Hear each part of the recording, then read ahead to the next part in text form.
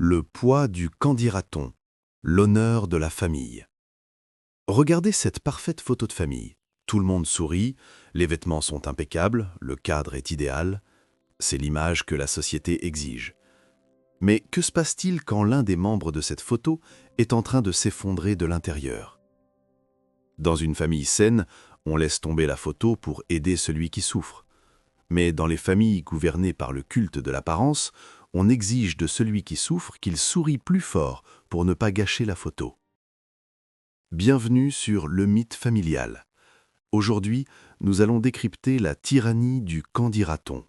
Nous allons comprendre comment le besoin maladif de sauver les apparences pousse certains parents à sacrifier la santé mentale de leurs propres enfants, et pourquoi le regard des voisins est souvent plus important que la vérité. L'enfant comme accessoire de réputation. Pour comprendre cette dynamique, il faut comprendre ce que représente un enfant pour des parents narcissiques ou obsédés par leur statut social.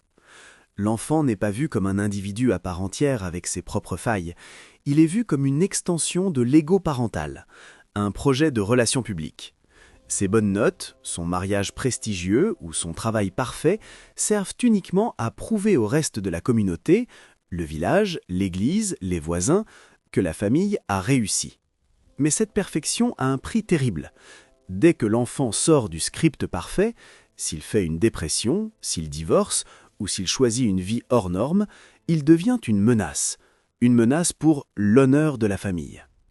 La trahison de la façade. C'est dans les moments de crise que la trahison parentale est la plus violente. Imaginez un jeune adulte qui révèle subir des violences dans son couple ou qui avoue une profonde détresse psychologique. Au lieu d'être protégé, il fait face à un mur de glace. On lui répond « Tais-toi, ne fais pas de vagues, tu vas nous faire honte devant tout le monde ». L'invalidation est totale.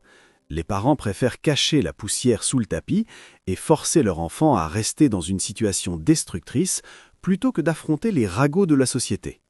On demande à l'enfant de ravaler son sang pour ne pas salir la vitrine. C'est l'ultime trahison. La réputation a plus de valeur que la survie de leur propre sang.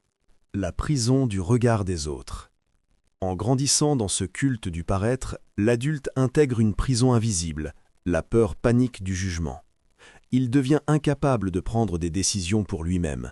Il choisit ses études, son partenaire et son lieu de vie, non pas en fonction de ce qui le rend heureux, mais en fonction de ce qui fera bien sur la photo de famille.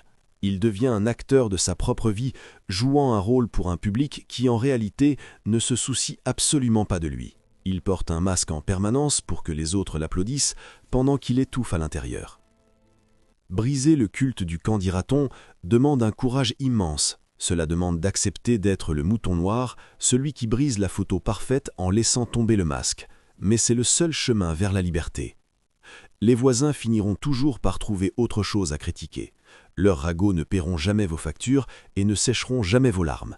Laissez-les parler et choisissez votre vérité plutôt que leur façade. Abonnez-vous à la chaîne pour continuer de déconstruire les mythes familiaux et à très vite.